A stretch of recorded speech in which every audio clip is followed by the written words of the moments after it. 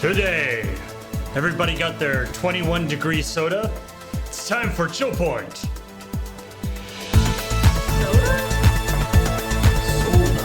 Soda.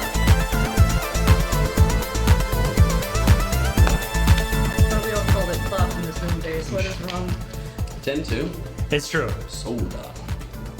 I usually call it pop as well. I don't know why I call it soda. Usually when someone says soda in the Moonbase, they mean like club soda. Soda felt more all-inclusive. As in, like, it covers both, like, sugary... Oh, but then...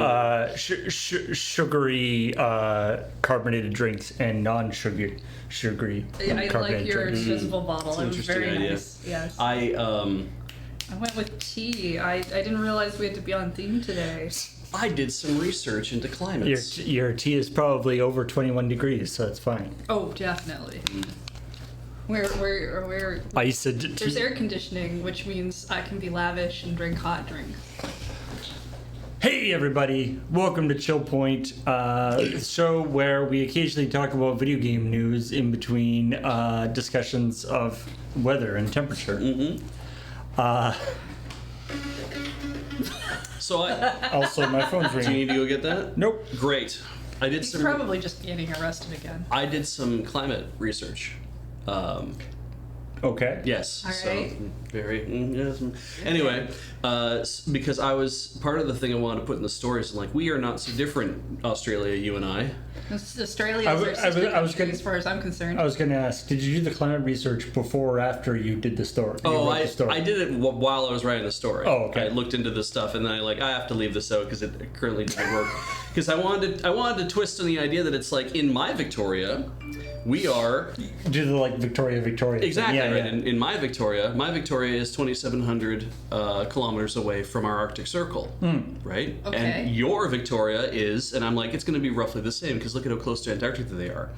Melbourne, Australia, which when you search Victoria, Australia, it goes to Melbourne because it's like that's I think the biggest city in the province of Victoria down there, or do they call them states? I don't. Anyway, I think they're states. they're states. Anyway, Maybe they're provinces.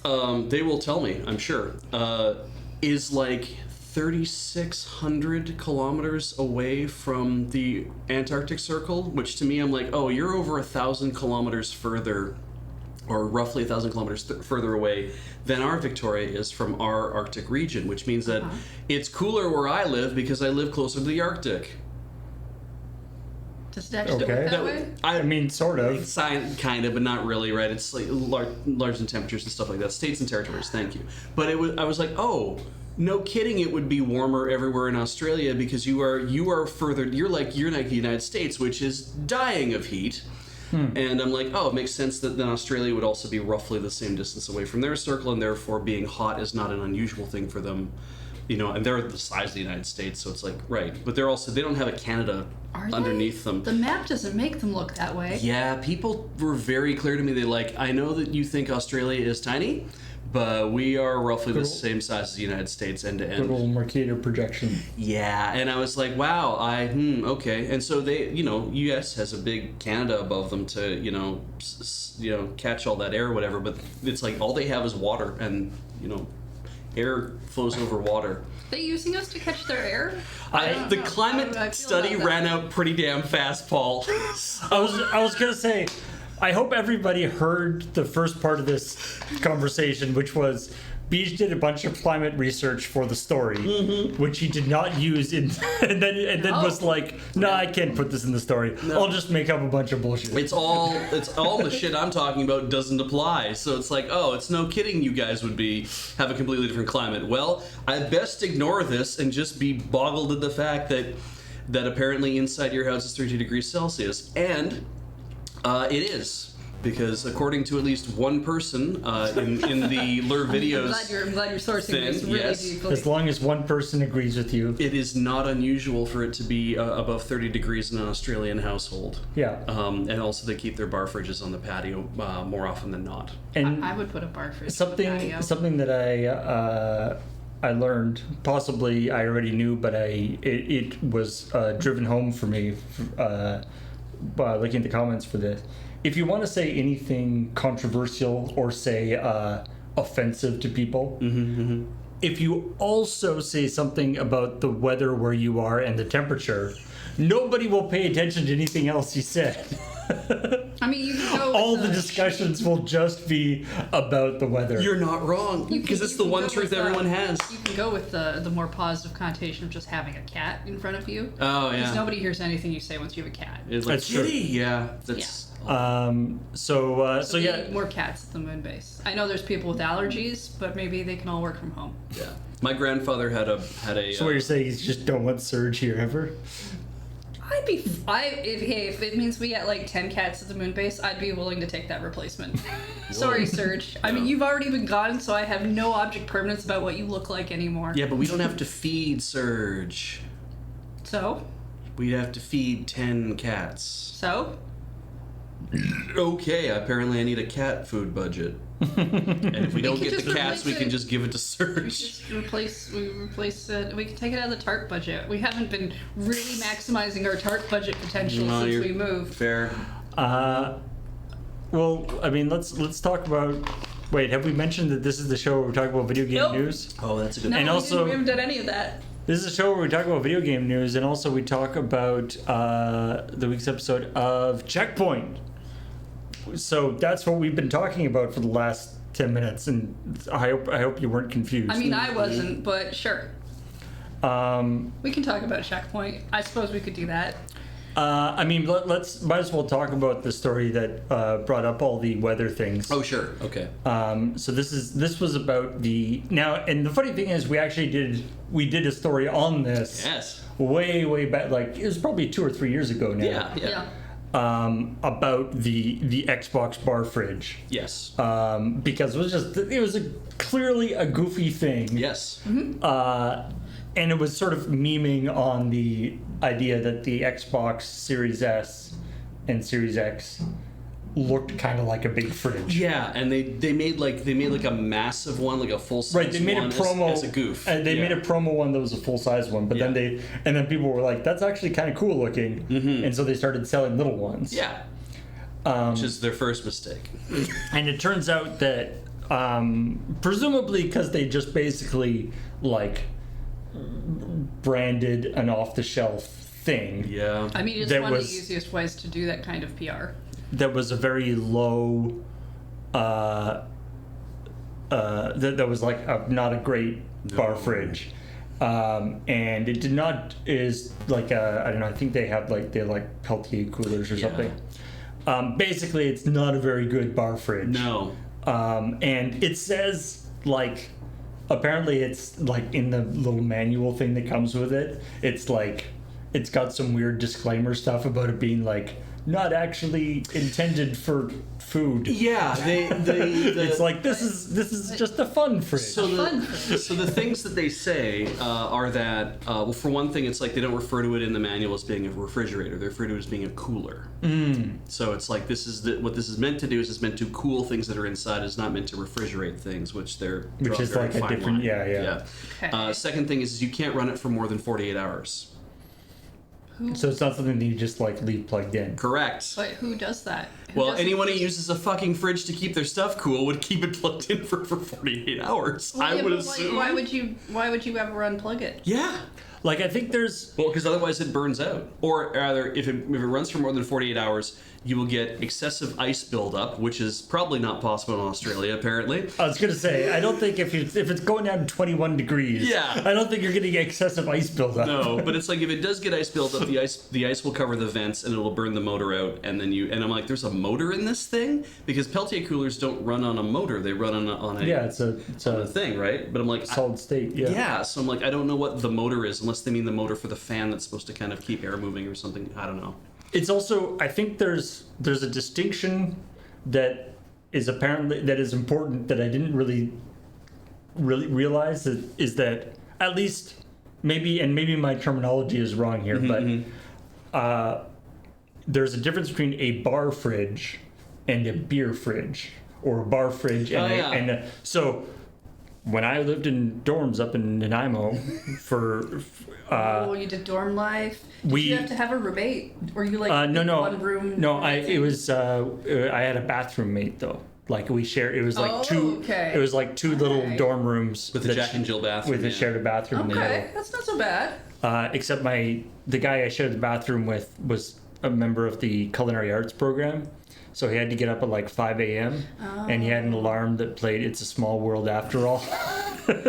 Terrible alarm song. Oh no! And he was not a quick riser. Oh no! Anyway, but when we were in dorms, we had the dorm room had a what I would call a bar fridge, like basically a half height, not even half height, like third height fridge that fit under the desk. Right, it goes under a cabinet or a desk. Okay, yeah. And it was as cold as a real fridge. It was just small. Yes. And it had like a little teeny flap that was like the freezer area that didn't actually do anything useful. No. You can make ice with it. Yeah. Yeah.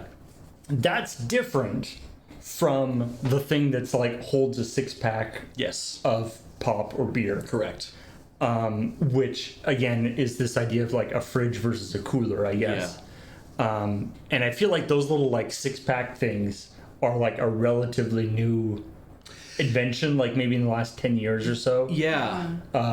Because and from what I understand, both from this article and also from other stuff, that they're like basically they're basically like a novelty thing. I think they've been around for longer than that, because I remember the Coke branded ones being in when I worked at Walmart, and I've been on the island for like 10 years, so they're definitely older. Older than that, yeah. But definitely like generally a novelty kind of fun thing. The funny thing is that I've also been to Princess Auto, where they've been selling random whatever, and I've seen a bar fridge, the quarter, third height, whatever you want to call them, the counter height ones. I've seen those, big enough to hold like maybe like 3.5 liter size or 3.5 gallon, whatever they refer to the frickin' like that size of, but whatever. So the big ones that go under your desk, that run on a Peltier cooler as well. And I'm like, that has to be pretty pretty skookum Peltier cooler to be able to do stuff. And a friend of mine bought one so he could have it at his office, because he's like, I hate getting up and going to the communal cafeteria to do stuff, so now I'm just keep this thing at my office at work, and it just keeps everything nice and chilled. But it doesn't it can't freeze ice or do anything. He keeps his drinks and stuff in there, so it's like, this one that we had in the dorms, there's no issues with leaving that plugged in all the time. Like it's just like a fridge. Exactly, it's meant for long-term duty cycles. It's also a really old dorm room. It probably had like Freon in it and stuff. Like it was probably like pretty hardcore fridge. Did it have like laminate wood face? Okay, now we know.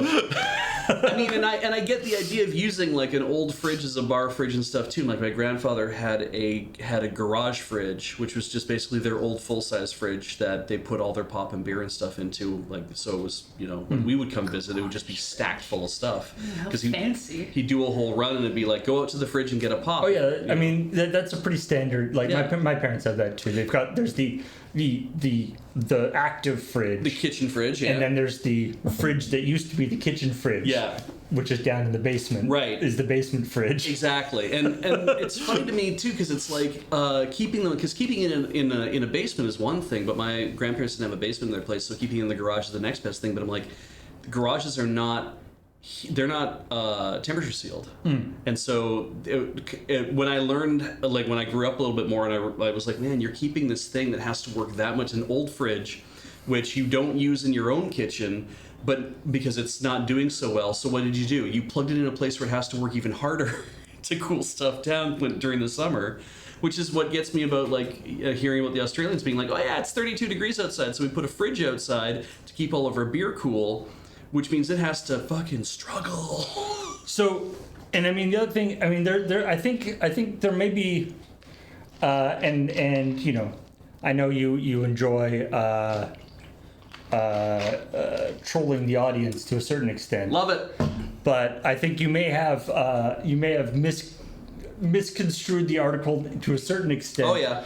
In the sense that they were like, at a temperature of 32 degrees out, it went down to 21. Yeah. And it says in the article from whatever the magazine Choice magazine, that's not a good temperature. No, it's unacceptable. Yeah. Yeah, unacceptable. So the Australians weren't saying that's a good temperature for drinks to be at. Mm-hmm. I just conveniently ignored that part to make fun of you. I like people, and the people in the comments were like, I saw a bunch of people, Australians in the comments being like, yes, it's 32 out. Yeah.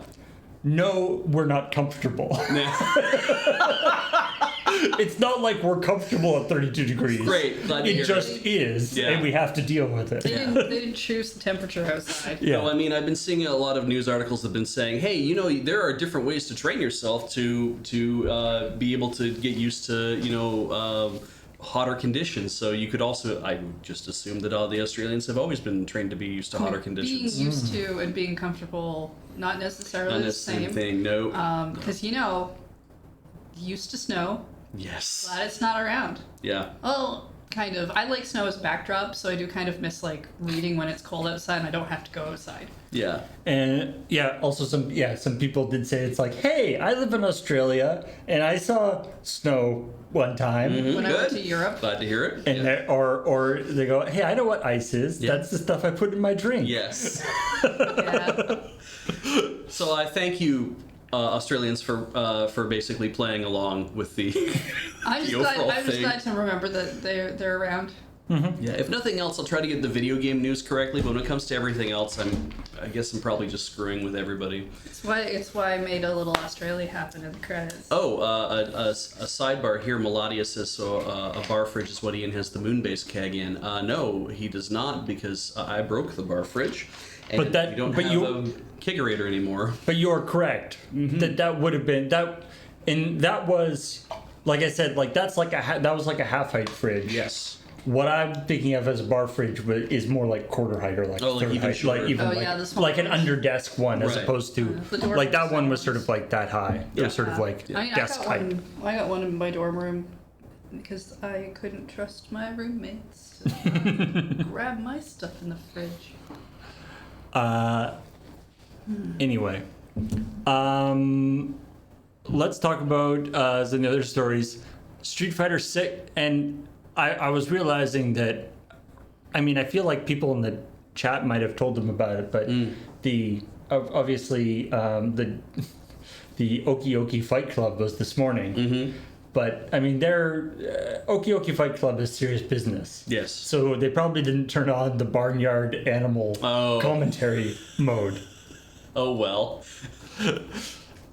Because they're serious. Yeah, sure. They probably just make their own noises anyway, so. It's true. The Oki Oki Fight Club folks are kind of just like a barnyard animals anyway. From what I understand, yeah. I've seen who's on it. People did ask for it though. Okay. A lot of elephant noises, I assume. Mm-hmm. Well, but the thing is, so I was there was a video of this. A video, somebody showing it off. I was like, that's really funny. And I was thinking about trying to get a clip out of it to use when Ian talks about it. And the problem is, for one thing, putting audio, a clip with audio while the story's going on can be a little bit awkward. Yeah. But also the clip, the fight that was the clip happened to be in Dalsum's stage, which has elephants in it. Yeah. So elephant, and there were elephant, and there was a bunch of elephant noises, but that is not actually that unusual for that stage. No. It was it's like the rooster and cow moose. Yeah, the cat screaming, That's the fun part. Yeah. But I watched the video that's like, there's a new secret for whatever, but we're not going to tell you what is, so you have to watch the video first to see what the secret thing is. And so then they do it's like, okay, you're going to hear it on this screen, and then you hear this guy going, we're going to have a great fight today, kind of like, okay, and then there's a fight, and then there's I'm hearing animals and I'm hearing whatever else happening. I'm kind of okay, so when does the thing happen? When is the because you can hear elephants, but there's they added there's okay, I heard a rooster crow, and I guess it's because there's Street Fighter stages where it's like on the Chun-Li's stage, like happens on the street where there's like a guy riding a bike by with a chicken. I'm like, did they just put all the... Yeah, I was gonna say there is like a guy with a rooster or something in the background. Yeah, I remember that from like Street Fighter 2. So I was just thinking, like, is the secret that they took all the sound effects in the game and they just basically dumped them into every time you hit somebody, like a sound effect happens? Is that what this?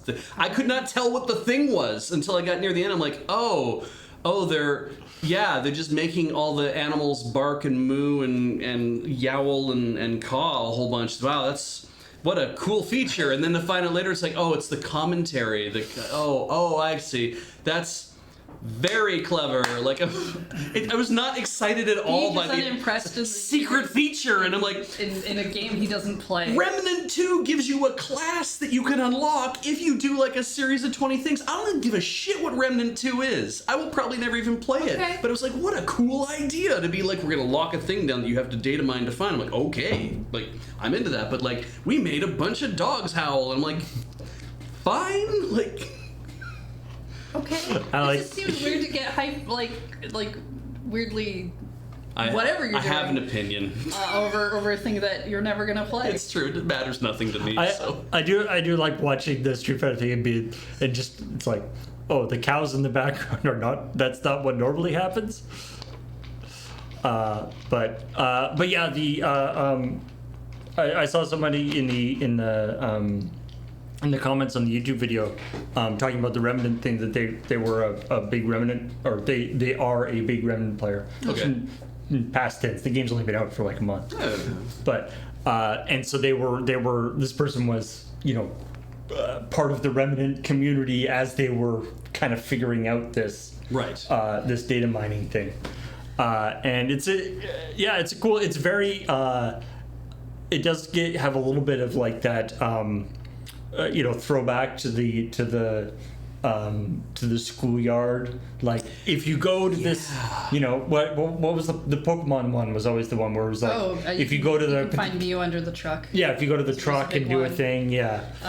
The thing you could do to get like the glitched Pokemon, which was a thing you could do. Oh yeah, there's many glitched Pokemon. But anyway, the idea of like these weird secrets that are so obscure that there's no way you would do it that you would do it accidentally. Yes. And in the past, the only way you would find out is like when the strategy guide comes out or something, or the Game Genie codes or something. I do think I think it's funny to see devs basically put secrets in the game, and then when no one finds it fast enough for them to be tweeting like, why didn't you find my secret yet? And I'm like, but sometimes that and I know I understand the feeling, but at the same time they shouldn't say anything, because every now and then we have those games where it's like 20 years later someone finds out a secret that's actually been put in there,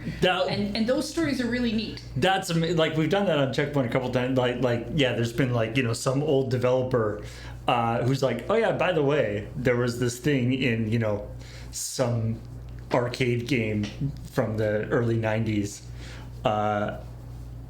that nobody knew what that that like we just we programmed things in a weird way or whatever. Yeah, and especially like the Remnant one where it's like, oh well, we expected everyone would data mine it, and here it is. So you found it. Are they not data mining? Have you tried data mining yet? Yeah. Like I just kind of like, how weird would that be to be like, everyone's data mined your game super heavily, and then this one, the one that you've put the thing nobody seems to be doing. You're like, but you were all doing it before. It will be a shame if somebody data mined our game.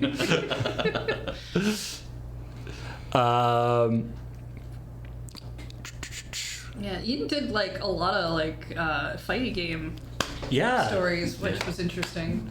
Yeah, Mortal Kombat. So this was just when I posted this story, I the little note I put on it was like, this is about the new Mortal Kombat 1, because the like third reboot, except it's not technically a reboot because it's an in continuity reboot because there's a lot of time travel Right. in the Mortal Kombat universe. Anyway, Okay. so it's like it's effectively a reboot, but the continuity hasn't rebooted anyway. Liu Kang, who has been sort of the main character, been kind of the main character in the same way that Ryu is the main character of Street Fighter, Right. sort of. Yeah. Anyway, Iconic. as in maybe? and he like in the canonically he won like the first couple Mortal Kombats. Okay. Yeah. But anyway, he has become like he gained godlike powers at the end of the last in Mortal Kombat game, All right. and he's the one who like reset the timeline. Ah. Okay. Is he unhappy with it? Yeah, Oh, okay. I mean, because sure. everybody died. Yeah, that's fair. I mean, it's called Mortal Killed them all, Kombat. though? So basically, we're drawing a line between there's a very heavy thematic similarities between the Mortal Kombat universe and Madoka Magica. Okay. Ooh, I have a question. If you are the main character who canonically wins the game, Yeah. and then you reset it, are you not just saves coming? Basically, that actually that literally happens in a previous reset that they did, because the Mortal Kombat continuity has been reset within the same. They haven't. I don't think they've actually done like a non sort of canonical reset. Like Right. all of the resets have been within the scope of the game in Yeah. the sense of time travel. Yeah, it's like somebody has we have written lore to explain why this has happened, as opposed Yeah. to we just made this happen because we wanted to start again. And that has it happens where like I think the first one was Raiden the who's like the god of whatever is like, oh no, we lost, send a thing back in time to Yeah. fix it. Yeah. Anyway, so he's godlike powerful now. Mm-hmm. But the main way, or the way that manifests itself is, there's all these ridiculous fatality moves. And so, yeah, his fatality move, which, he's had, fatality moves where he, turns into a dragon and eats somebody's head. Yeah. Yeah, all right. But now his fatality move is he grabs them, takes them through a portal into space, snaps his fingers, creating a black hole, and then the guy gets spaghettified into the black hole. Yeah. Dies. Which, considering that the base level fatalities in Mortal Kombat are rip a guy's spine out. Yes. It's impressive how they've managed to escalate. You wouldn't think you would be able to escalate that much far past. It's true. But- yeah, they have to work pretty hard to be like, how do you get this thing to be more and more gruesome and vicious over time? Yeah. Actually, also as a quick note, I saw a couple of comments and I apologize. I guess I'm more the Mortal Kombat fatalities I find so excessive that I just see them as totally ridiculous. It's weird, right? And so the I didn't want to use the going into the black hole as the today intro image, because that sort of would spoil the joke later on.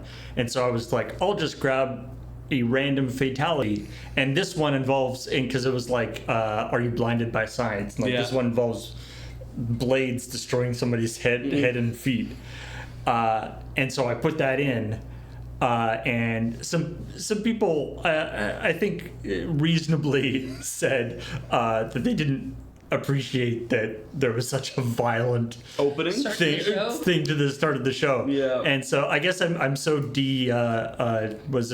desensitized to the Mortal Kombat style of ridiculously over top violence that I didn't really consider that. So I apologize for that. It had occurred to me when I saw that today when we were recording. I'm like, Jesus, that's a lot, because I don't watch them, right? And I'm like, oh, that's a lot. And then I thought, are we gonna have trouble? I'm like, well, that isn't probably not that much people do know about Mortal Kombat, but and I'm it's like blades going down and just disappears. I didn't use the one blender chum. I didn't use the one where the guy takes off his hat, which is a has a blade around the edge of it. Kano, I think, does this.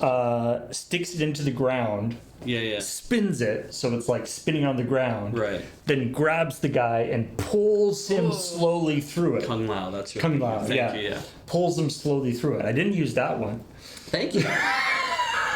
I mean, if you're gonna like, that's the thing. It's the whole like, the thing that I wrote was because I wrote the today, and I didn't say, I don't know, use the black hole clip. And of course, I think you made the right choice to not use the black hole clip because you don't want to give that away too early. You want to be able to show it off when Ian actually announces it. And maybe in hindsight, I probably should have used one from like old Mortal Kombat, when they were just like, I'm turned into a skeleton. Yeah, a bunch of pixely stuff. Yeah. Or I got spit in the face by. Oh shit! I got spit in the face by Reptile. Oh right. Which burns my eyes away. Burns his face away. Yeah, that could have worked. Yeah, that would be good. Shit. Anyway, I absolve you for sins. So yeah. Oh, good. Yeah, you don't have to feel guilty anymore. Don't worry, everyone. B said it was fine. Yeah. That means you can't be offended anymore. But anyway. I have actually watched, and not for the most recent one, but there's a while ago I saw somebody made a video. There was like half an hour long of just like all the fatalities in like from like Mortal Kombat 11 or something, and it was just so ridiculous. Anyway, it's so extensive. But yeah, actually that is a fun point that Mortal Kombat 1 and 2 famously were. They censored them because they didn't want to do the blood. Yeah. By just recoloring it, palette swapping all the red to gray. Oh, great. Yeah. So it was just like spit, I guess. Yeah, sweat. I don't know, sweat. Gross. Except you still could like turn people into skeletons by lighting them on fire. Yeah, they're just like too much blood. We don't like that much blood. I remember that being a hot topic back in the day. Yeah, remember? Yeah, that was. Remember the. I mean, it was the whole point to play and there were Mortal codes Kombat you could put in to turn that, everything back. It was like really bloody and. But yeah, it was that definitely one of those. Video games are super violent and. Yeah, it seems very quaint now, being like, oh. Do they Mortal show off Kombat. any of these fatalities in like the movie? Yeah, because I think the movie has a couple. I think they might do like a spine rip or something in the movie, but I don't know, or like freeze and smash a guy. That probably happens. Yeah. One of those could have been fun. Yeah. Although that might have like hit us for a completely different copyright reason. Yeah. YouTube's fun. Anyway.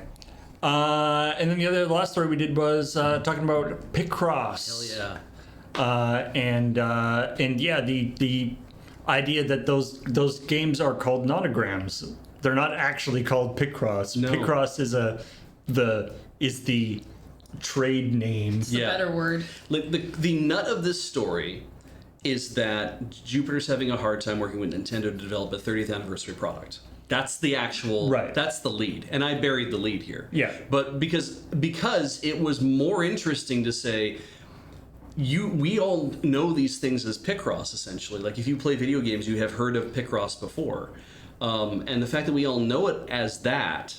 And then there's that wonder of, well, then why do all these other companies call them nonograms or call them pixel things or call them sometimes Pick-a-Pix. pixel picture. Yeah, pixel pictures, like all that. Pick-a-Pix is a bit different the way they do their puzzles. I think you're right, but it's like, why do we call them this when like why are they giving them all these different names when Picross exists and we know what the Picross style of game is? It's a fun word to say, and it's shorter than nonograms, and that kind of thing. And it's like, oh, because Nintendo owns the word. Because I think how it worked out was Jupiter designed a game, came to Nintendo and said, this is what we want to do, and they said, great, well, why don't we, like they probably got hired to make that style of game. And then it was just like, we'll call it this, because in the images of Mario's Picross, Mario actually is holding a pick, because the idea they sold, I was reading Nintendo Power back in the day where they talked about what Picross was, and it was like, on your Game Boy, it's like, so what you're doing is you're tapping out holes on the wall. And some of the screenshots of the original the Mario Picross or whatever it was like a sort of a rocky texture on Yeah, it. and I'm sure that part maybe came a little bit later into the the design and whatever, but I'm sure the initial thing of we designed this kind of style of thing. And that the thing is that nonograms were originally designed by Ishida Non, which is where they get their name from in English anyway. And Ishida Non was a graphic designer of some sort. In 1987, won a contest for using skyscraper lights turning on and off as a way to design pictures on the side of a building. Oh, cool. And in that same year, sorry, I hope the people in those offices didn't know what was going on. I hope it was Just at night or what something. What the hell is happening? Yeah, why is everything turning on and off? Like, I'm trying to do some work here. I'm going to get fired. In that same, according to the article on this, a newspaper game designer or somebody came up with the same idea. Like, basically, I don't want to say simultaneously, but it sounds like it was simultaneous because, like, or sort of independently. Yeah, independently. That's a way better way to say it. They came with the idea independently and then published like a few of these puzzles in a newspaper and whatever. And so it's like, well, who gets the credit? It's like, well, on the one hand, the person who actually made the ones where you fill them out and put numbers above and do all that kind of stuff, who designed the puzzles, it seems like they should get credit. But if Ishida Non came up with the idea to like design like pixel things by turning the lights on and off, it's like, well, should they have the credit? But then who came with the idea of, well, you figure it out by looking at numbers and stuff. And it doesn't matter because now they're called nonograms because a UK newspaper editor said, oh, I'm going to call these nonograms after Ishida Non. That's how I'm going to refer to it. And then now we have our Japanese crosswords, which that's one of the if you go look at that's a terrible if you go name. look at the nonograms Wikipedia entry, they tell you all the different names of like what these things are known as around the world. Picross is in there, and Japanese crosswords is in there, like that. Or Paint by Sudoku is one of my other favorite ones. I'm kind of like, wow. That's up there with like Japanimation. Yeah. I mean, I would take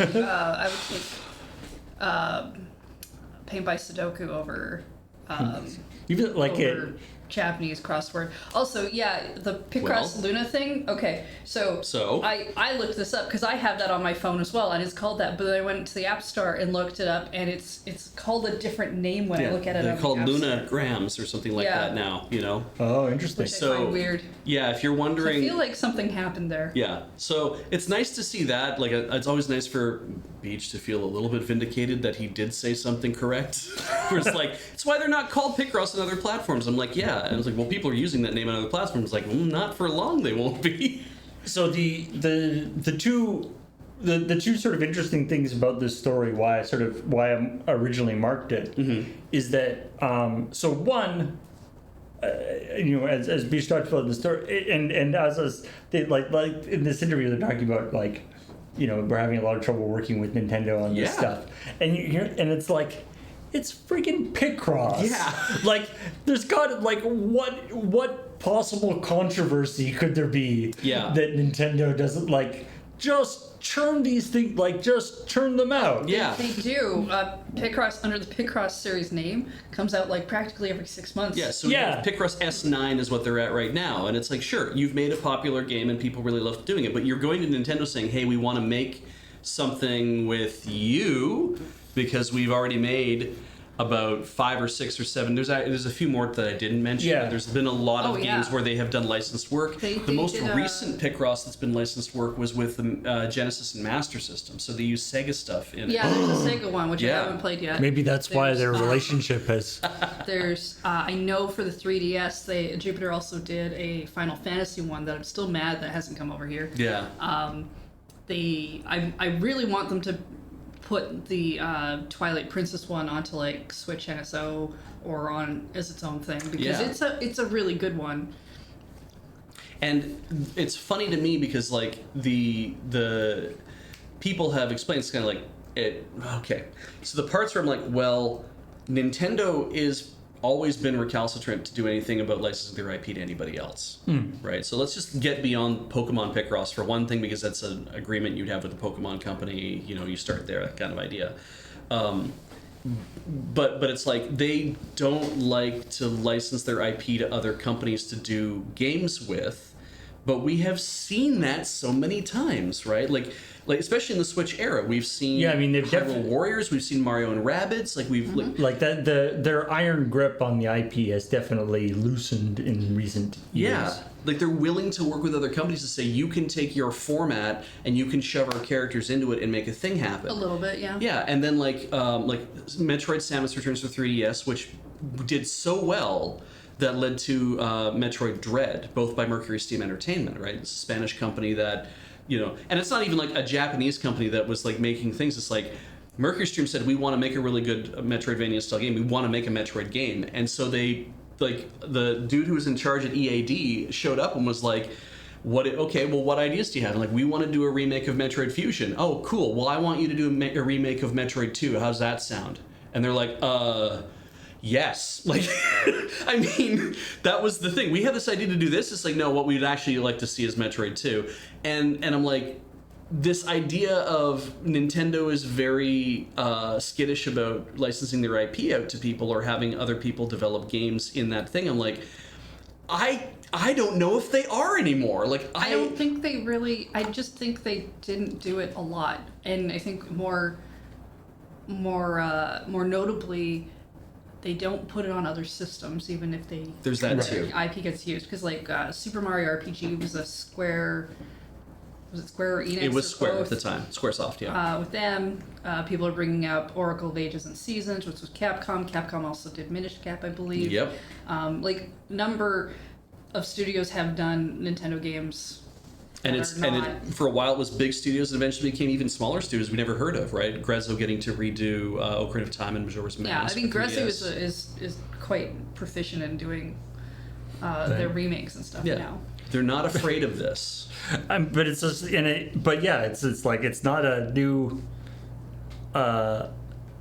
It wouldn't be a new unproven studio or technology or whatever. It's just like I feel like Jupiter could go to. It's like if you have if you are sort of an old school game developer, Right. and you have a large collection of pixel art, Yes. I feel like Jupiter could just come and be like, hey, let's just you already have all the pixel art. Yeah. We can make you more money with that art when you won't have to do anything. So here's what I have a couple ideas for what they're not pitching Mario's nude Picross, but That's a lie. sometimes staying up till 3 a.m. to write a story, you get the best lightning bolts. Thank you for your art, by the way. Your sacrifice. Yeah. Safe search. But I feel like the pitches are probably this, is them saying, hey, it's the 30th anniversary, so what we'd like to do is a retrospective. We want to take Mario's Picross and Super Picross and Pokemon Picross and Legend of Zelda Picross, like all the ones that we've done for you over the years that have used your art.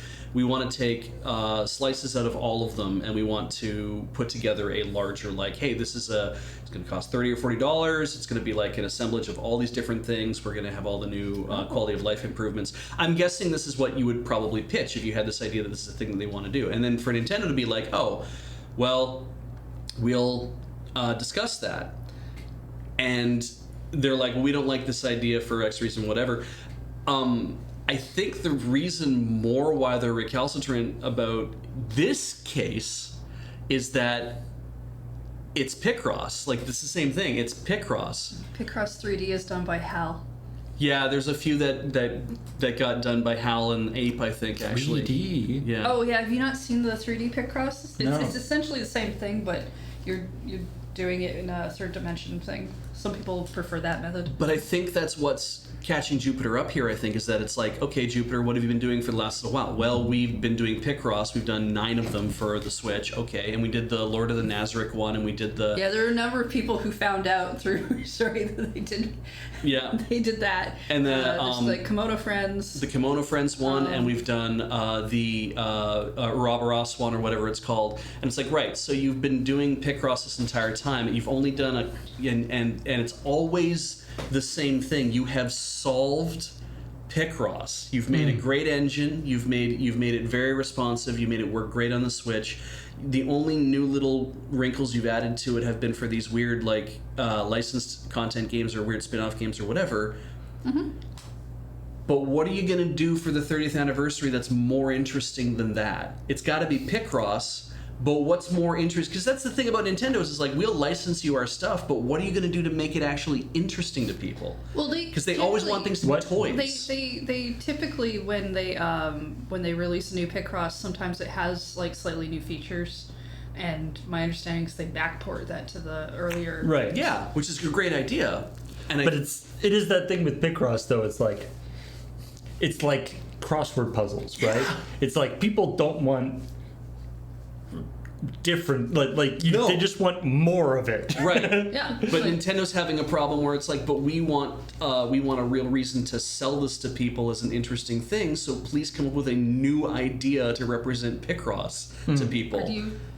Are you speculating? I'm speculating. Okay, cool. But I think that's what Nintendo is doing, because there have been instances of them being like, somebody saying, well, this is my idea for a thing that we want to do, and they're like, no, what if you made it bigger and grander and more interesting and do this and do that? Because Miyamoto was always about like, I like this idea for this game that you guys are working on, but what if we changed it so you could do this? What if you changed it so you could do that? What if we come up with a brand new kind of, it's always down to gimmicks, people say, or it's a gimmick, and it's like, no, it's a new idea for a playstyle, because he wants to explore that region.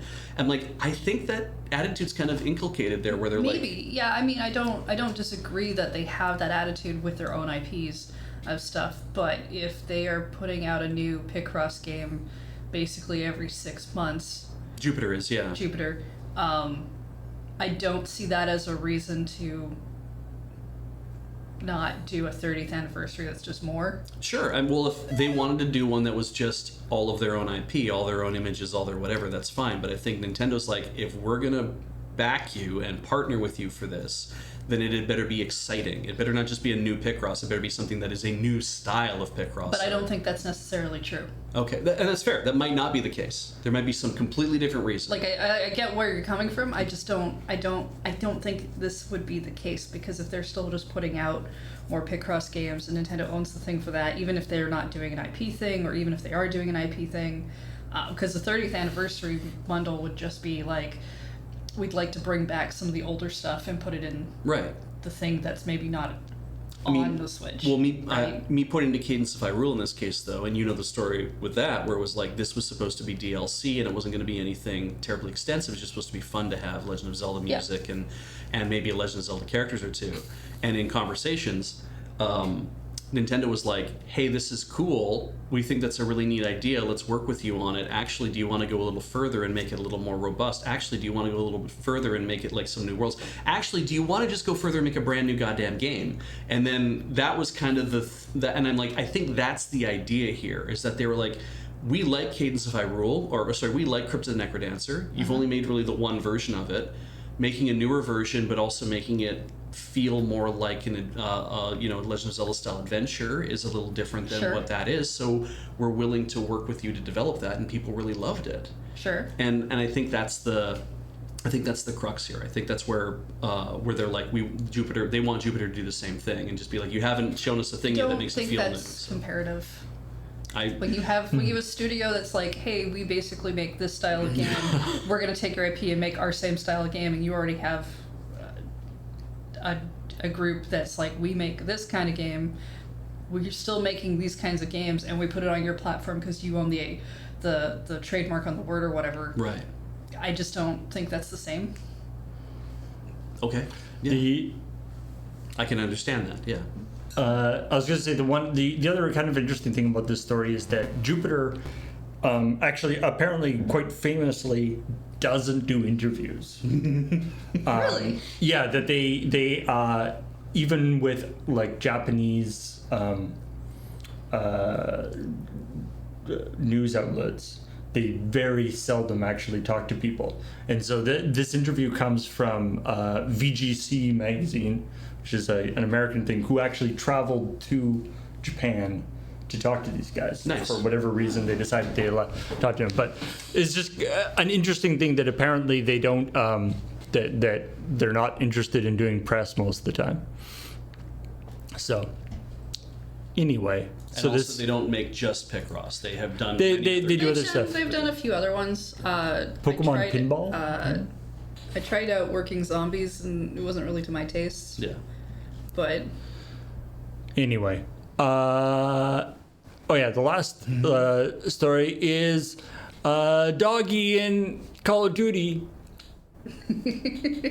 His name is Merlin. oh, And, I thought he was just making stuff up, but I guess that's it's because I think of Merlin as a made up. now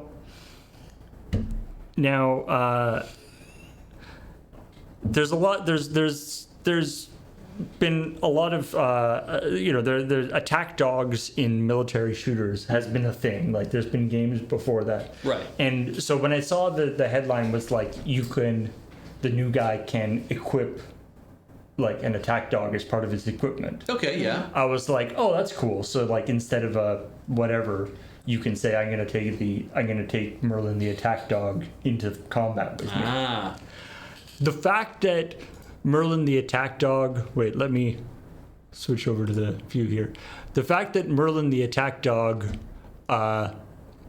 literally is strapped to his belt Yeah. Yeah. is amazing. Like a military attack dog has got to be like 20 or like got to be like 50, 60 pounds. Yeah, I would assume so. Yeah. Yeah, you need a lot of. They're just pure muscle, and He's in like a little harness. he's not big enough to be a full size attack dog. I'm pretty sure I think he might like get bigger when he Yes. comes off. Yeah, I mean, this perspective makes him look kind of, I think, smaller than he really is. Also, Yeah. it's a shot of his. Also, so the other thing, I think this is in the clip that's in the end of the episode. But I love there's this guy shooting with Merlin attached to his back. The next clip is a different guy doing a roll, right? Yeah. And then the dog. Yeah. But he's doing the other guy's. But it cuts to, so he's got the dog mounted on his back. Yeah. And then it cuts to a different guy doing like a side roll. Mm-hmm. If that guy also had a dog equipped, yeah. he would be squishing the dog. Yeah, it would be awful. So I'm assuming if you have the dog equipped and the dog's not like in course of attacking, you can't do rolls and fancy stuff. I would hope so. Yeah. I mean, that would probably make people mad, though, so. I don't really care. Yeah. So anyway, yeah. Is there? I don't know if there's a better. See, the dog has to all be dressed in black, too, or else people will be upset that they can't hide from everybody in the shadows. Yeah, check out his the dog's got like a super tactical outfit on. Yeah, with reflective panels and stuff. He's got Kevlar armor and stuff on. Yeah. Mm-hmm. Anyway, yeah, in all the articles I read about it, there wasn't any information about whether you can pet the dog. Oh, that's unusual this time of I feel, yeah, our lives. and whether you can give them treats. What about Or tell them that they are a good dog. Do they have like a skill tree? Can you upgrade the dog? Yeah, I don't know. I just assume you can upgrade your weapons, so you should be able to upgrade your dog. Oh, my dog to have They- 6 eyes. They did say that And lasers. that the dog cannot be attacked. Like Oh, really? the dog is invulnerable. Interesting. Oh, so don't bother trying to. But the dog isn't used for kills, it's used for takedowns, I'm guessing. I guess I don't know how it works in the game. Seems to be here. You're not seeing him rip the throat out of anybody's. And also, if you die, the dog disappears, Okay. which is, I guess that makes sense. Although the idea of I don't know, I was imagining you die and then the dog kind of just waits there. For just for sits his by your turn. corpse. No. Maybe just nudges you a little bit. just like the dog in Futurama. Yeah. Seymour, what is I can forget what his name was, but yeah, just kind of sits there next to you and is all sad and just kind of doesn't move and doesn't do anything. Well, the guy who killed you was teabagging on top. Yeah, of your corpse. exactly. It's it's lots of pathos. Anyway, clearly, Merlin is a good boy, and I hope that they actually get a lot. I want to see some. Oh, right, here's a good picture That's of him. pretty good. Here's a good picture of him.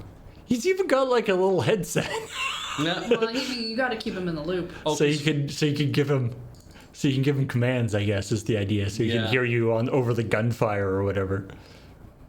I mean, that wouldn't be a bad idea, is to kind of like you muffle a dog's hearing a bit, because they have really good hearing, so you muffle their hearing just a bit. Oh, right. So don't blow up their ears. Yes. This is also Right, a character. Yeah, no, this was the thing that Ian mentions at the very, very end about there being a cat head, and he doesn't like it. Yeah, this was an existing thing in the game. I like it so much. Oh my god. Meow meow meow meow. I don't know. Meow meow meow meow meow. If I played whatever the fuck shooter game this is, Call because of I've already forgotten.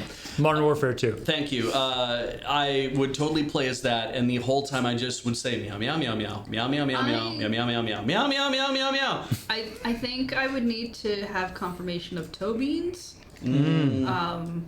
I mean, I think the toe beans are. I mean, they've got gloves on and shoes, Like, but they- I assume at some point I get to tell if I have toe beans.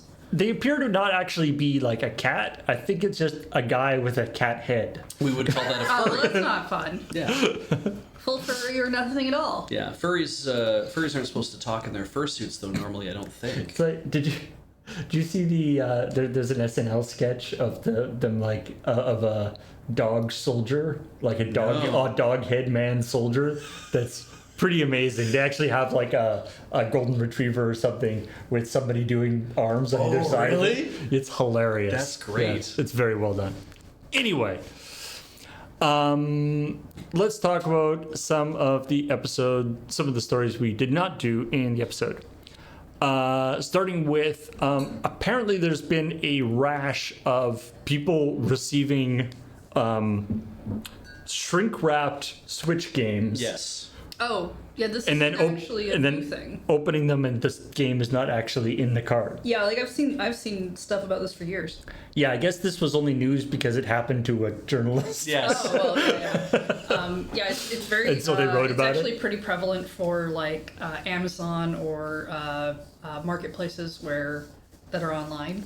Right. So the idea is that you get the game, take the game out, close it up, and then Reseal it, and then you reseal return it and then return it. Yeah. And Amazon or whoever doesn't bother checking and just like puts it into Yeah, because they're inventory. very lightweight. You can, like, if you're in an actual store, you can look through the top with the light, and you can tell if there's a card in there. Or you can tell that there's something in that. Well, thing. that's true. I've seen the odd story where people have opened and found a piece of cardboard in there. Because but- it's if you have a Switch case right now and you were to look down the middle of it, you'd see like a little black bar, and if you take it out and then look again, you'd see that there's nothing. Yeah. But it's like if you just had a piece of cardboard that you just shoved into that spot, then you would be able to see that there's that it's just like this is a.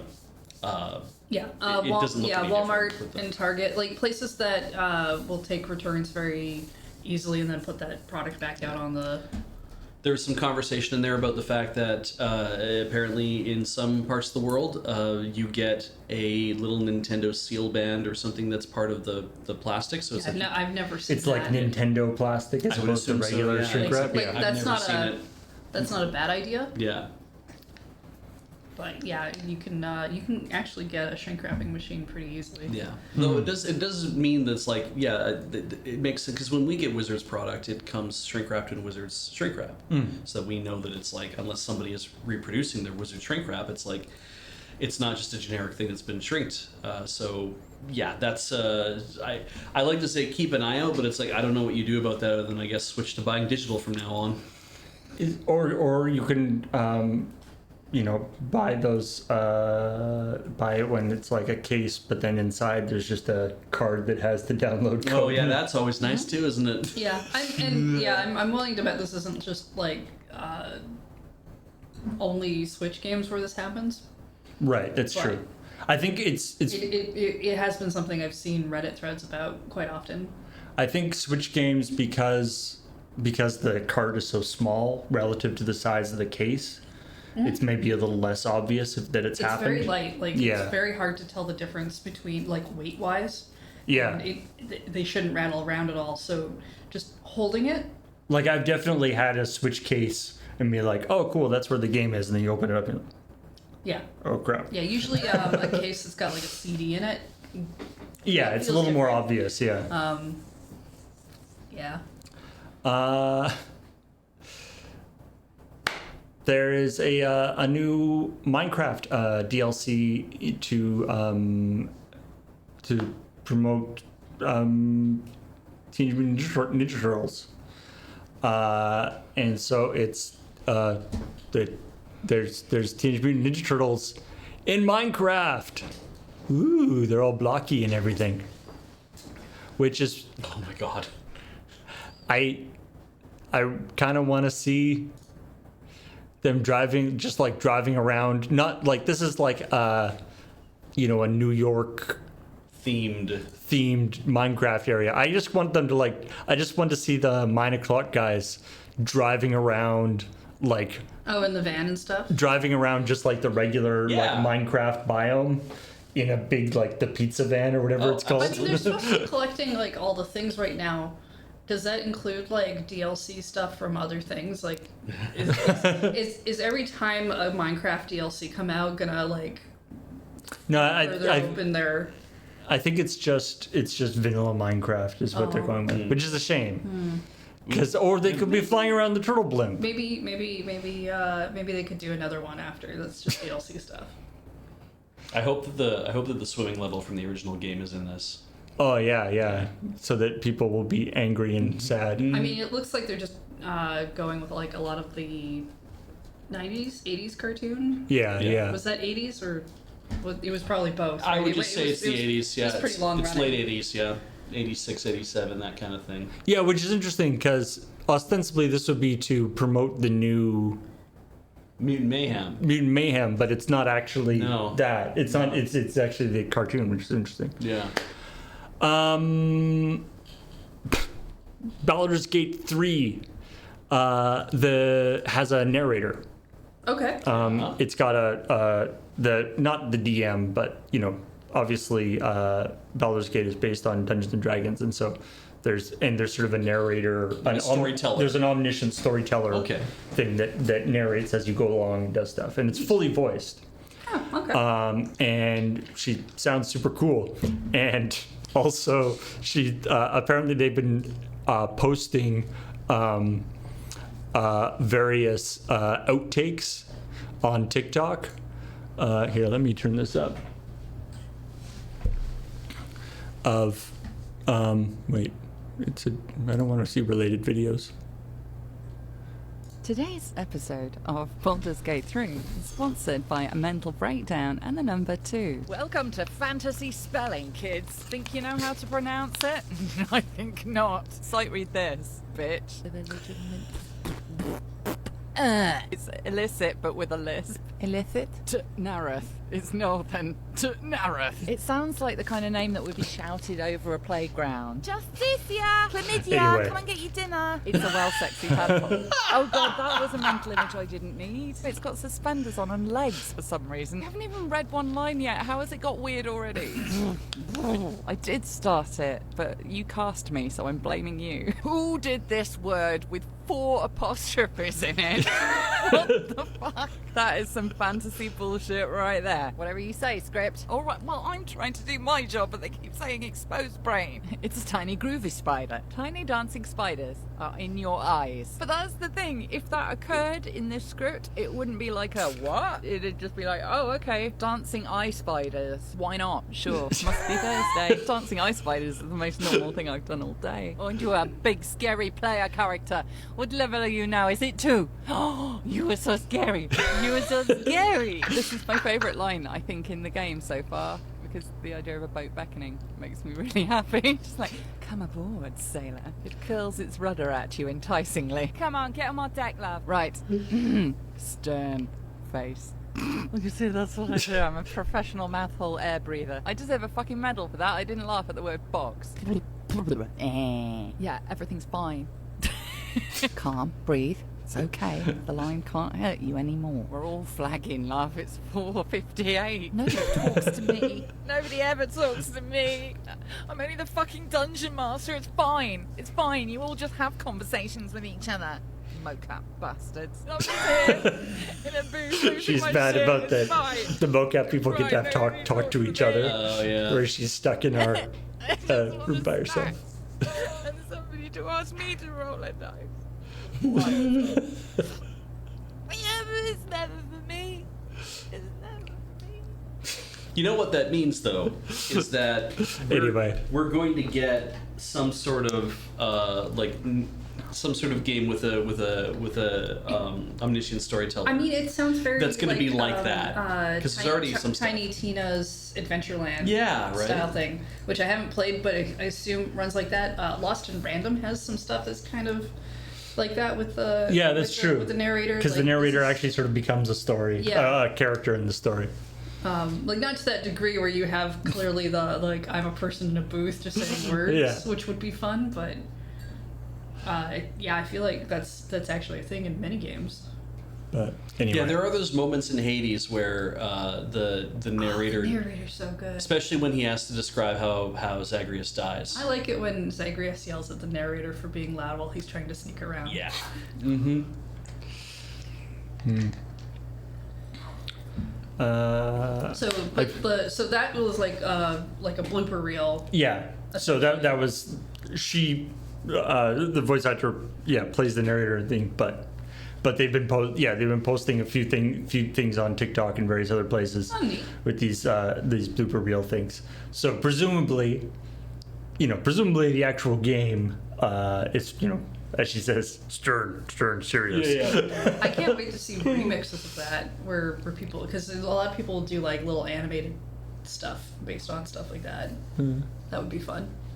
As you mentioned Hades, as a side note, I started playing Dead Cell, which is super, like, it's a great sort of roguelite Metroidvania combo thing. Super fun, super neat, and it reminded me a lot of Hades in terms of like the super tight combat and super fun, get lots of different weapons and combinations and stuff. And it's weird that playing it, but when I'm playing it, I sort of realize how important the stuff at home was in Hades. That there was always the I'm doing a run. Oh, I died. Yeah. But I get to go back to the home, and I'll get to see all sorts of interesting, who's Something there. might have happened. New stuff Yeah. might have happened and stuff. Whereas Dead Cell doesn't really have that. It's just Start again. do another run. Yeah. It's one of that interesting things of by adding that sort of extra layer of characters and story on top of it, it really elevated the whole experience. Yeah. And you get to pet Cerberus every Yes. time. Really, Every time. in Hades, it really allows you to have even if you have a short run or you have a bad run, it kind of it's not as terrible because there's still something that will change. Yeah. So because there are other roguelite likes and such that I've played where We have you roguelikes, roguelites, and you then spend 20 roguelite minutes likes. on a bad run, and then suddenly it's just it just feels like a waste of time completely. Yeah. I get to see how everyone, Dad gets to be mean to me again, so let's see how he's going to make fun of me this time, and let's see how, Yeah, or maybe you'll get really lucky and get that autograph for Hypnos finally. Yeah, right? Oh, Jesus. Did I ever get that? But the Dead Cell does have the it's got the Metroidvania thing where there is that's for me personally that I need that in my road. I need to have the persistent progression in my road in my roguelike games. Them. Yeah. If the progression is just you'll get better at the game by playing it. Yeah. Less interesting. I need to have new interesting stuff happen, which Dead Cells does have. Yeah. So I don't know. They also have that Castlevania DLC now. Oh, nice. That's yeah. Anyway, What else we got? we got Raymond is showing up in Mario plus Rabbids. You know, that DLC's yeah. finally. Anyone remember Rayman? Yeah, remember Raymond, the guy that where Rabbids comes from in the first place? Did they start with Rabbids and then he showed up, or did they start with him and then Rabbids showed up? Rabbids were just like one of the things that he encountered. It was like Raymond's raving Rabbids. Was, Yeah. Rabbids were just a Thing. antagonist in Rayman games. I don't think they know how to be anything else. And then eventually you had Rabbids Party and stuff. You just Yeah, and it turned and then Huh. they kind of it's like how it's like minions from Despicable Me? Despicable Me or Yeah. whatever, right? Yeah. But he does get his own level. So yeah, he gets his own story, like it's a whole it's its own thing, storyline. Right. and he has his own abilities and stuff. Apparently, he can like jump other people. He can like carry people with him, Interesting. which is kind of a cool. Like rather than just jumping on people's heads, Oh, okay. he can carry them Alright. with him when he jumps. And he gets to pair up with Rabid Peach and Rabid Mario and any of the actual Nintendo characters. No, Oh, so this So is be- like this is one of those. Cause it's the like a game self-contained has, DLC. the game has these like specific side story missions you do where you have to take specific characters to do them. Yeah, so it it's sounds like kind of like that. it's Rayman, Rabbid Peach, and Rabbid Mario. So even in this game, Rayman doesn't actually get to like meet Mario for real, which is a bit of a shame. Mario's like, yeah, we don't want to talk to that guy. I mean, so Rabbid Peach is like has like some healing abilities and some, if I remember right, some interesting. No, Peach had the shielding thing. Yeah, Peach was basically always on my team because she's the one who can heal I you like her. properly. And Mario's the close range punchy. Yeah, and no, he's got two shotgun, where he can shoot two different. No, that's regular Mario. Rabbid Mario is the punchy. Oh, Rabid Mario. I never use him. Rabbid Mario has got the fists. He's pretty good actually. Dude, so anyone want to put a bet on why the Nintendo cast is not actually in this DLC with a main Ubisoft character? I mean, because I bet that's Nintendo again, though, saying Well- we don't know if we want to have them interact. I don't know that that's true. Just it might be. Might be They, just they want the theming. Yeah, It's there's like- that Like we've known. I think they announced that Rayman was going to be in the game in the DLC. game as yeah. part of DLC like ages ago when it came out last year. Right. I don't know if Rayman actually has ever talked. Ah, I'm just trying to think. Like I haven't played a huge ton of Rayman games, but They're platformer games, right? yeah, they're platformer games. Yeah, Yeah. they're really good. I know. There's like a music version of one or something because it's like I think you unlock all the stuff and then you can play it again with like a music. Yeah, there are some music things. So, he kind of talks. He's never been actually voiced, I don't think. I like the idea that the Mario characters can't interact with Rayman because his limblessness is contagious. Because Oh, that no. means then you could just have a thing of like Mario just turning into like two fists and two feet floating, like just big fists and big feet just floating above the rest of his like weird torso and his head, and be like, oh, this is a different, just He used to like throw bits of his body at people too. yes. yeah. Okay. I tried to play Rayman back in the day on my PC, and it was not fast enough. There's one that came out like not that long ago that was super. It was actually super fun. It was on like anyway. Yeah. Ian mentioned this briefly, mostly in a grumbly form, Yeah, I mean it wouldn't be Ian if he didn't. about Microsoft has now started selling, not only selling parts for Xbox controllers, but they actually put up like a couple of videos about like how to take it apart and put it back together. The part that Ian doesn't like is that the parts they are selling are basically like the internals of the controller, which already has like all the buttons and the sticks mounted on it, Yeah. and then like the outside of the controller, and I Yeah. think maybe a few other components. So they aren't selling the discrete components, only Yeah. like sort of And- assembled and pieces. I can understand why Ian specifically and people like him who would prefer to have a higher degree of repairability and tweaking and whatnot would dislike that. They're probably not the target market. Also, I did see somebody in the comments mention that the stick has to be attached to the motherboard because of the way they do their calibration or something. Yeah, to which zero. is, which to is zero, why yeah. they wouldn't necessarily sell those parts separately. Because Joy-Cons, when you go to replace a stick on those, it seems to be that they're literally like you're able to detach the stick assembly, like include the potentiometers and everything. You're able to pull that off, and because then that's what people are putting on the Hall effect ones, right? It's part of a ribbon system. Yeah, it's like you disconnect from here, you take the thing off, and then it's like you can put the whole, like, the new Hall effect ones on, then plug it in, and it's just like, okay, that all kind of works. So it's surprised to me to find out it's like, oh yeah, these are all soldered down, and you just get the thing, and that's what you get to put back in your controller for brakes. It is better than not having the service. And I guess I think this is one of those things where, you know, they're trying to balance it's like, if we sell, you know, all the individual parts, then we'll be responsible for everyone who breaks their controllers using all those individual little parts Okay. by, you know, desoldering things or whatever. And we don't want to have to deal with that. So it's like, what's a piece that we can do that's like fairly idiot proof, Yeah. or at least as much as we can. Yeah, what's like below, like, what's a 3 out of 10 in terms of the repairability scale on iFixit? It's like, well, we could sell somebody a pre-assembled internal component, and they can use all their cases and everything together, and that's something at least. It's like, Yeah, I'm also not super surprised if it's a states only thing, Yeah, which it is currently. because I believe, that's not uncommon. yeah.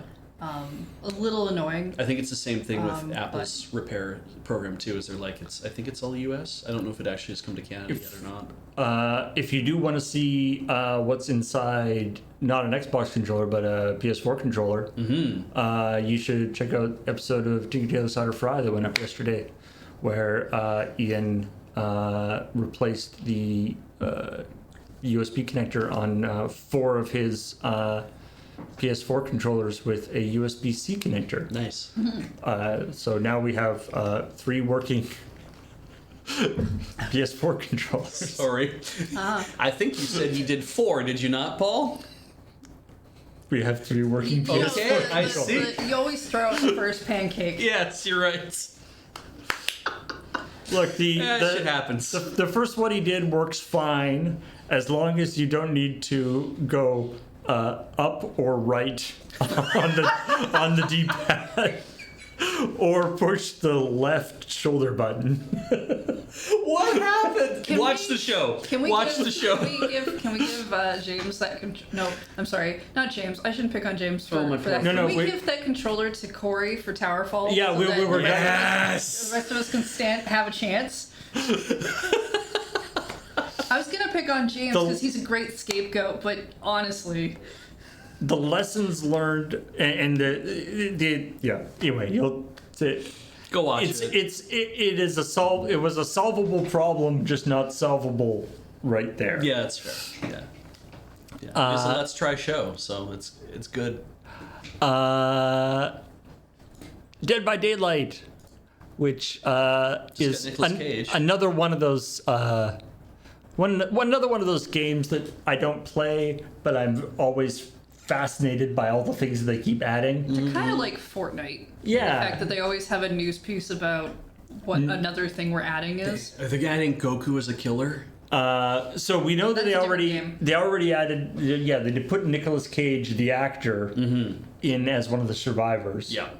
And now their latest thing is the alien, the xenomorph from Alien, the big alien monsters are going to be added as one of the killers, which is great. I mean, for one thing, you know, we can finally see Nicolas Cage versus an alien, Yes. which is definitely a movie that should have been made.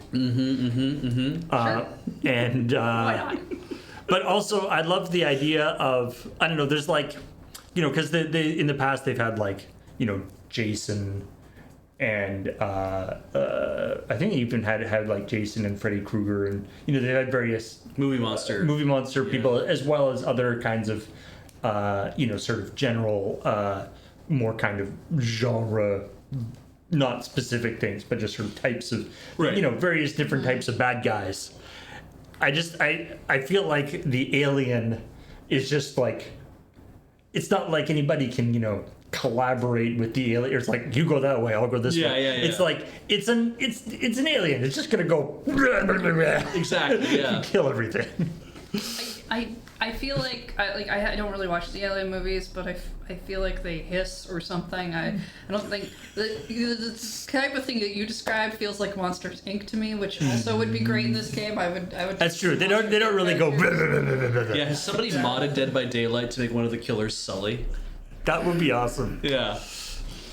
The gentlest of souls, Yeah. Sully on the killing team. They just sort of quiet. They just sort of sneak up behind you and go. Yeah. Mess up your hair. Yeah, exactly. They get up and go. Xenomorphs, ultimately harmless creatures. Yeah. And you're like, oh man, damn it! Now I have to. Thanks a lot, Xenomorph. I used to do that to my best friend growing up because he hated it. He got really into this like I gotta put hair gel in my hair to look cool kind of mode, and I was just like, well, now you're a target.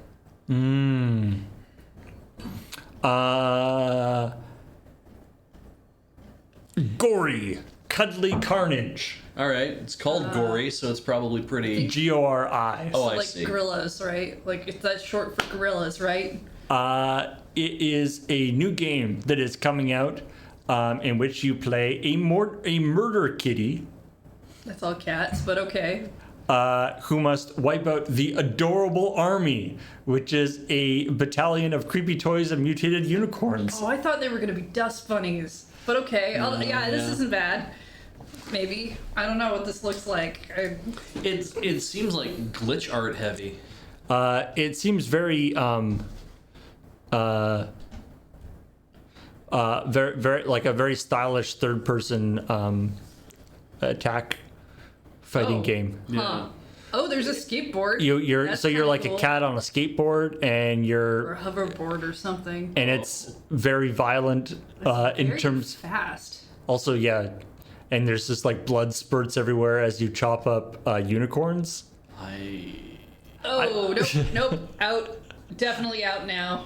I mean, you can only tell there's something going on when the game slows down enough to show you Yeah. it. So I feel like this might be hiding the fact that this is a fairly early build. yeah, oh, fair. Man, I just looking at the art style and looking at everything that's going on, I'm like, I think I'm too old for video games. I mean, I don't have anything against the art style, but this will.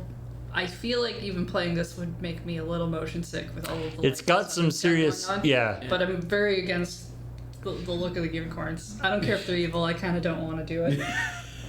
Yeah. I saw somebody in the comments to the article was like, "Wow, Stray 2 went in a different direction." Oh, that's not where we want Stray to go. Yeah. Stray to be about taking naps and sunbeams. Is that early so far? Like it's being done in Unreal Engine 5, and it doesn't have a firm release date. They say so. Yeah. So they don't have a release date. So yeah, the frenetic cutting there, I would suspect might be partially hiding the fact that it is an early build, so Yeah. they don't actually have that much to show. It is not my look, and it's also not my game style. I don't think for a thing I'd want to play, but maybe it is. Maybe it is also a lot more down to the control of it as well. Like It's true. You know.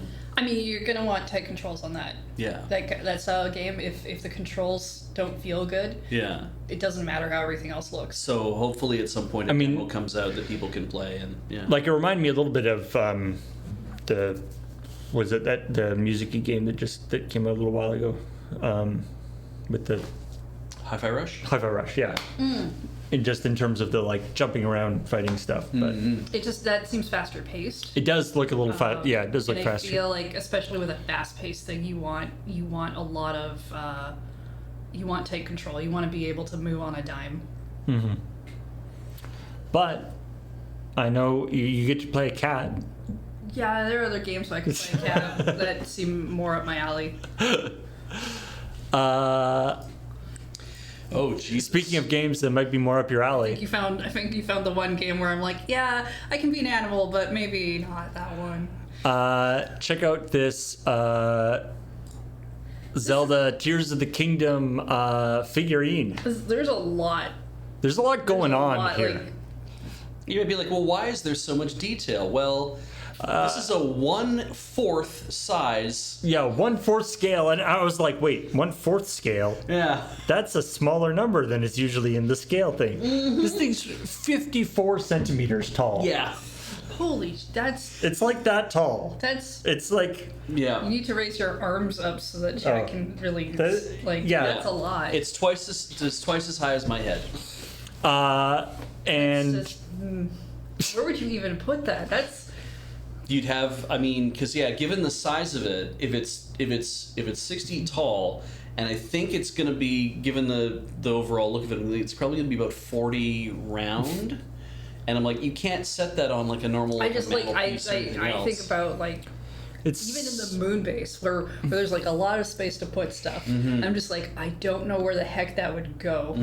Like it would need a centerpiece room thing. And yet, kind of, I don't know why he's using the broken master sword.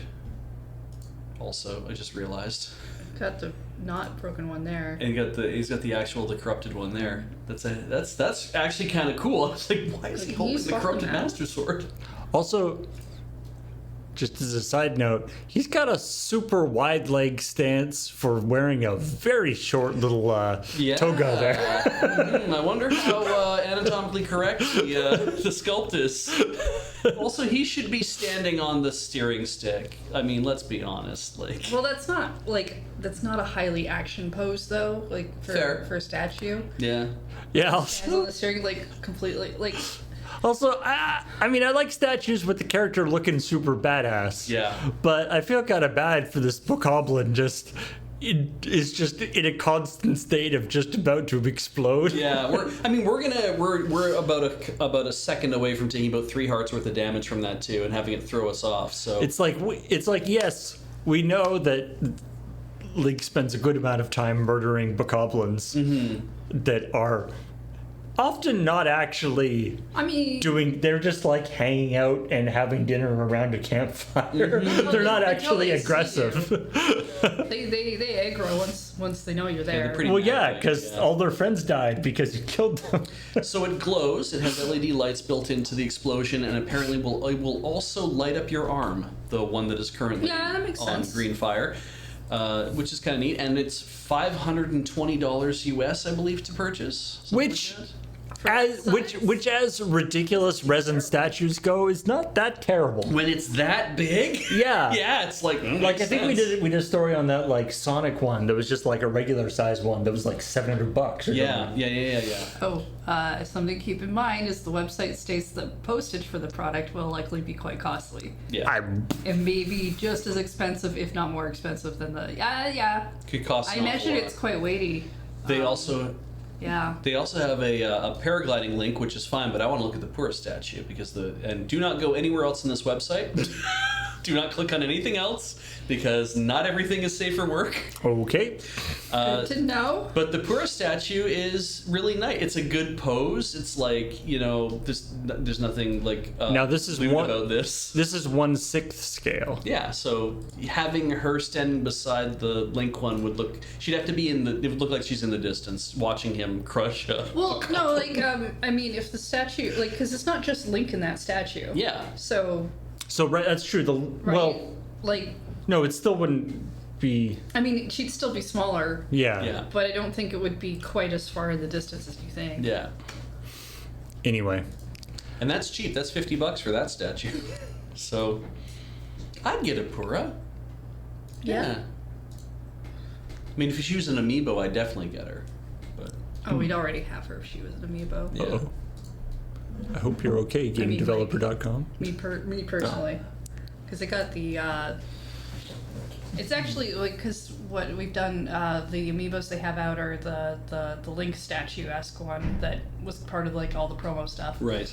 and they're bringing out one of Zelda, kind of hovering around with the sword. Yeah. And then one of Ganon doing his big, Ganondorf Just being doing his big samurai bulky. pose. Yeah. Speaking of which, that 54-inch thing, they should just like embed a little amiibo thing in it, and just be like, if you just do scan it, and then just like a bokoblin blows up. Like, Yeah. That's all it does.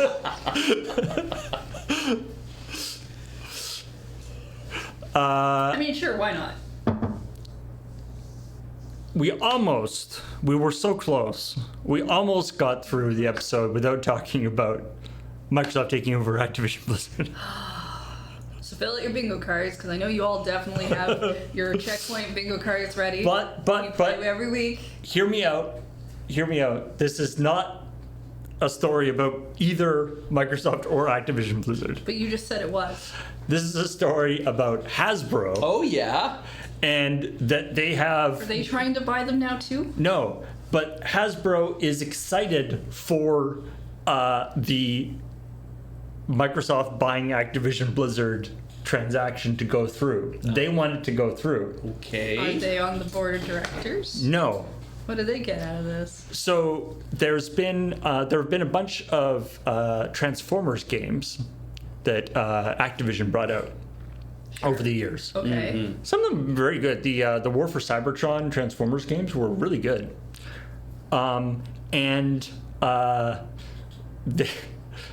And Hasbro was like, hey, those were really good games. The new Transformers movie just came out. You know, we're doing stuff with the Transformers Sure. franchise. We should re-release those. Right. Activision goes, we lost it. Ah. Like they left it in the park by accident, lost it. Like They don't know where they lost the code, or they lost they the- lost the. they lost the code.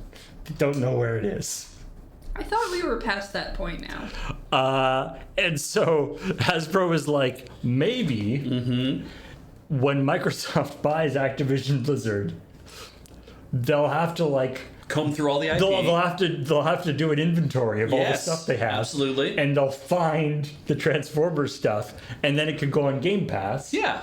And they're like, that would be great. Then all of our I mean- stuff's out all the time. That's a lot of weird hoping. Yeah. But I just like the idea that Hasbro is like, maybe if Microsoft buys them, they'll get off their butt and go look at their filing cabinet. And see- It's like, I know. we lost those. I don't think that's necessarily how that's gonna pan I mean, out. it looks like there's an update to this, though. At least on Game Developer, there was a update made further down. In an email sent to Game Developer by Activision Blizzard, Hasbro said that its comments of the spokesperson were made in error. We apologize to Activision and you regret any confusion. They've been great partners and we look forward to opportunities to work together. So wait, they're apologizing for having said we hope you get bought so that you can go find your code? It's because it's not actually clear whether or not the games are lost. The spokesperson said what they said, but neither Hasbro's trying to walk back that statement, and Activision is trying not to admit to anything. So right now it's like we don't actually know if they're lost or not, but they might be, but we can't confirm or deny that. So the full quote, the original quote from the spokesperson is Activision Blizzard isn't sure what hard drives they're on in their building.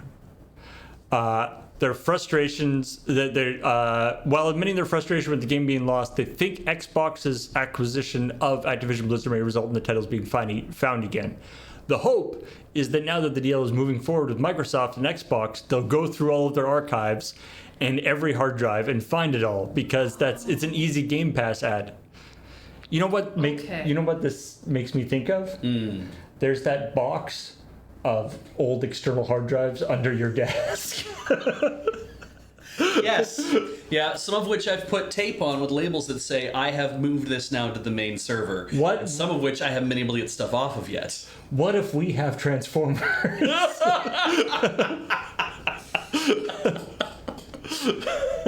If I find it, do I get a finder's fee?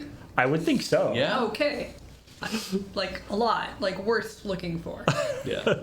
No, there have been I have gone through several external hard drives that we have here to be like, let's make sure that we have all of our stuff in one place. But I'm just, Yeah.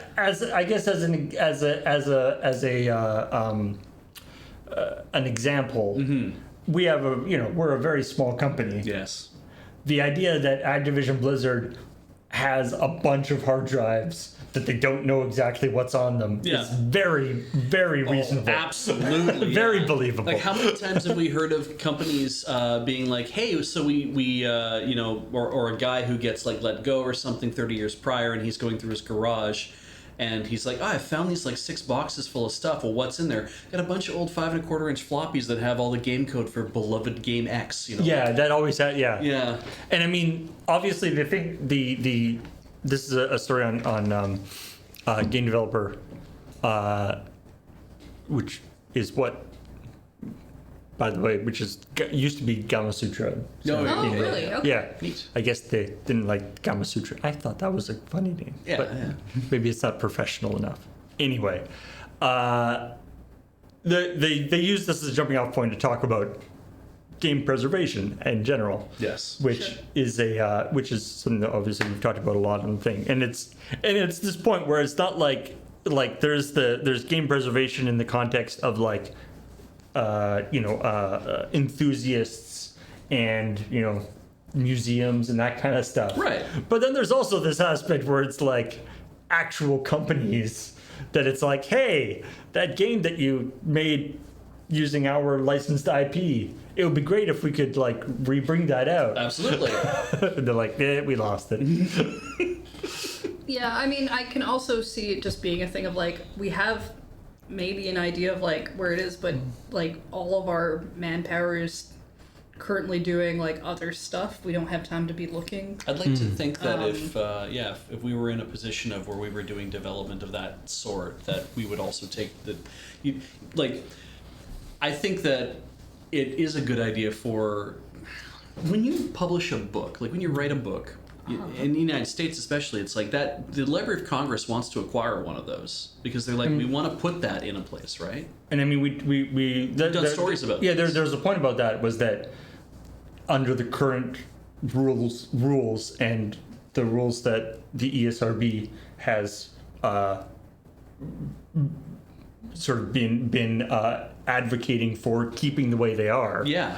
is that because of various copyright things and stuff, there isn't a provision for games to be archived in something like the Library of Congress, like there is for books. Because there's the sense where it's like, it would be great if the Library of Congress in the United States, or basically any sort of like massive libraries around the world, even smaller libraries do this stuff. Like anyway, I'm gonna get sidetracked by talking about that, but to have like, not only do we want to acquire games, but also that we are willing to archive your code.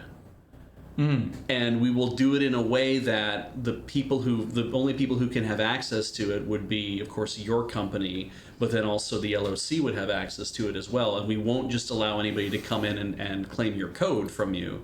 And I think that's more like that's harder to talk about because, like, well, code, that's secrets and stuff, and it's like we don't want anyone to steal our code and then make their own kind of games. Yeah, Like, the game absolutely. industry secret thing is dumb.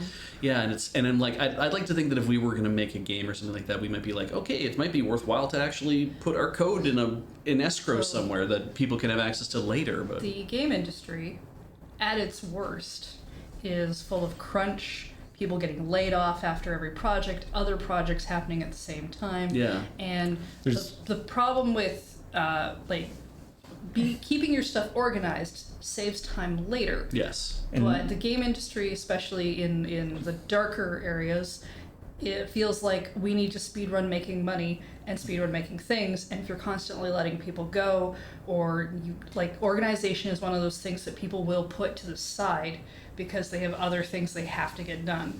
You lose that sort of continuity and the kind of institutional knowledge. Yeah, so the idea that it's like, oh, it's probably on a hard drive that we maybe kept because we had to clear off space on other hard drives, where we plug in other hard drives and we throw it in a pile because Yeah. we're moving on to the next thing.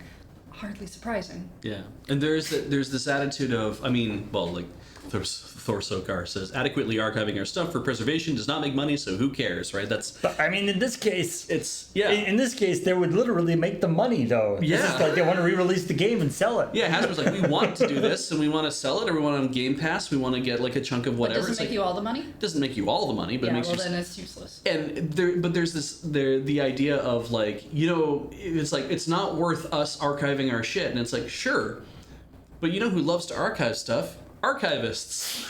They love it. They love it so much. They love it so much they put the name on. Yeah, That's what they just called themselves. Hand it over to them and be like, you get to look after it, and that will be fine, and we'll write you a cursory check to look after your shit. Yeah, Here's $5,000 for the year. Like, I mean, no. It's Yeah.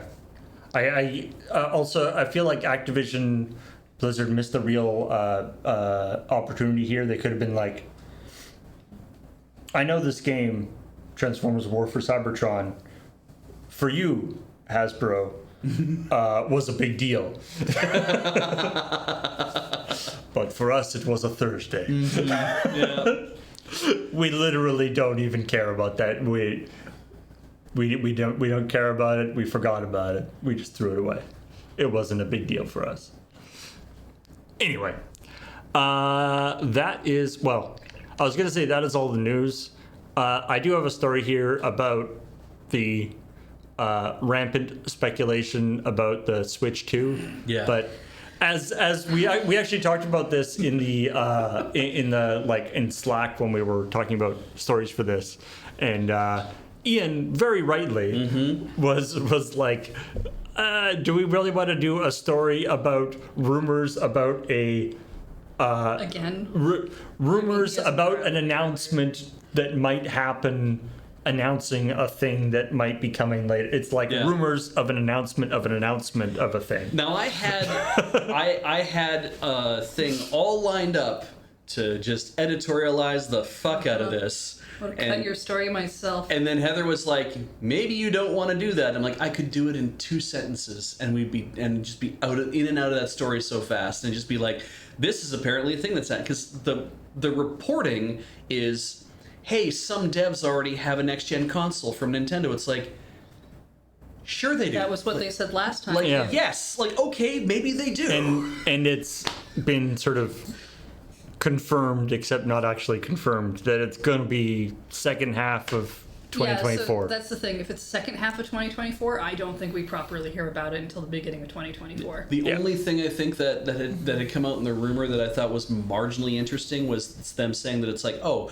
it'll have an LCD screen and an OLED screen. It's like, okay.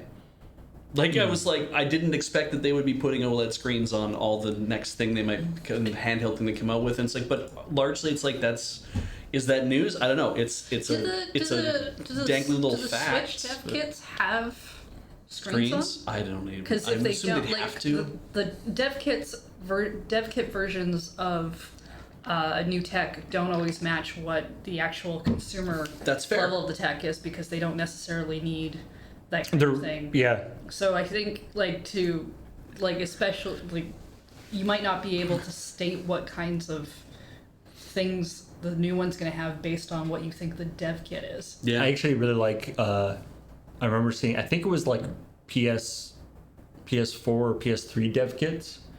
You just saw them like in a behind the scenes thing. Right. And it's literally just like a computer tower. Yeah. Yeah. Because the hardware inside is what's important. Exactly. And they're just like off the shelf, put it in a case. Exactly. Doesn't matter what case it is. Get the most boring case you can find if you can. Yeah. Yeah, just and have a big thing on the side like, this is not interesting. Don't Yeah. look closer.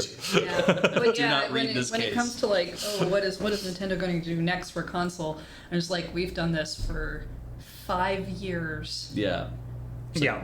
And then we got like Switch Lights, and we got special edition Switches when people were like, definitely, and Yeah, Switch OLED. Yeah. Switch OLED. And, assuming that we're all around and doing ChillPoint in 2024, in the second half of 2024, I'm excited to do the story about how Nintendo had to drop the ball and and has had to push back the release of the Switch 2. Which they had never announced. Despite the fact that they had never announced it. The one right, thing those people. the one thing that I do think is interesting is how Nintendo is off cycle now, right? Because thanks to the Wii U, like wanting to have that live for 4 years, and then the Switch coming out, that they're not connected to the Xbox and the PlayStation anymore. You know, and it has that effect of, we've seen that in where it's been in legal conversation. It's like, well, we don't consider the Switch to be actually a Gen 9 one. It's like, go fuck yourself. It doesn't really matter. But it's like this thing of now that they're operating off cycle, and that's not a thing of like, we're going to release it 6 months before you. It's like, we're going to release our next console 4 years before you get your next one out, and that's fine, because then you're going to release yours in 4 years, and then 4 years later we'll release a new console. It's like, it's just back in this thing of Nintendo stopped playing this game, and they have constantly stopped playing these games that everyone else is kind of involved in. I like to imagine, you know, Sony and Microsoft being like, I mean, what is Nintendo doing? When and Nintendo's like the Xbox Series stuff and the PlayStation 5, both of them had their console coming out soon. Yeah. There was that sense of they're playing chicken on who's going to announce the release date. Yeah. right, and right? they were like Like those neck and two. neck, yeah. We're definitely playing that game together. Yeah. But yeah, and Nintendo's just like, what, you guys? You have consoles too? Oh, that's cool. I still maintain that the Switch came out earlier than they wanted it to. Yeah, I could believe it. But like, what were they going to do? Keep going with the Wii U? Yeah, maybe for like At that point? maybe they could get another Yeah. year out of it, but they were just seeing it do this, and it's like, But yeah, like the reason why the Switch, like if the Switch came out early, the reason why it came out early was not because they were worried about the Nintendo or the Xbox and the PlayStation stealing their stuff. Yeah. They were worried about the Wii U not being selling well enough. Yeah, and that's like interesting. They were only dealing with themselves. Well, and it puts them. That kind of thing also puts you in an interesting position too, because if your idea is that we expect to get X years out of a life of a console, and then you're like, actually bump up development of it shows that when the Wii U was released, hardware guys were like, great, we get 3 days off, and now time to start working on the next one, right? Like, it's like, that's kind of it. It's like you move into that next category of what's the next thing that we do. Well, and I mean, Apple's the same way, right? The labs that they have, the description is essentially that they're 2 years ahead of whatever the current thing is. So whatever your current, the iPhone 14, it's like, right, they already have iPhone 16 essentially planned out in how they want it to operate, with the ability to make minor changes here and there. And that's right. You heard it here. Apple's already got the 16, and they're keeping it secret from you. Exactly. Yeah, they're not going to sell it to you. It's kind of like, no, it's nowhere near done. Turns out they already have the 17 planned. And You know, and it's like, how far are we into the PS5 by now? The PS5, what, like 3 years? So 3 years, I think. Yeah, I think roughly. Or It's like, is it longer? It's pre-pandemic, so yeah, so maybe 4 or 5 years. Was it It pre-pandemic? did not get a big spread, but it did launch. I thought 2020. they, no, I you're thought right. they launched in the pandemic. No, it was 2020. Yeah, it was 2020. So if it's been 3 years for them, it's like, right, they're already 3 years into a dev cycle to be like, what's the next thing we can achieve, and and then at a certain price point. Rumor for them, I think it's rumor. I don't pay attention as much to the Sony ones. Is that they'll be doing like the Pro or the Slim or the whatever, right? Because Right. that's kind of what their cycle of stuff has been. Right. Although, and I mean, Xbox already has the 2 versions, so who knows what they'll do. But Yeah. anyway, I think that's all the news that we wanted to talk about today. Yay! News so, over. Yeah. We'll see what happens. Hopefully, new things will start happening in the next couple days. There's like a Pokemon presentation next week. Oh, okay. So well, we'll there'll be hear about lots of news. Pokemon. Maybe they'll announce the new Switch at the Pokemon presentation. That would be really funny. Like, doubtful, clearly, but like as a place to do your announcement, that would be really funny. Especially they just It would said be that so unexpected. we're announcing the next Pokemon game for the next generation Nintendo system, and they just did that. Or and everyone just lost their minds. Or they just like did the whole presentation and then of the new Pokemon, like some new Pokemon game. Yeah. And then at the end, the title thing would be just like, Pokemon, whatever. Yeah. Coming to Balls and Cup, yeah. Yeah. But it's just, and I'm like, coming to Switch Pro. Yeah. And then don't talk about it at all.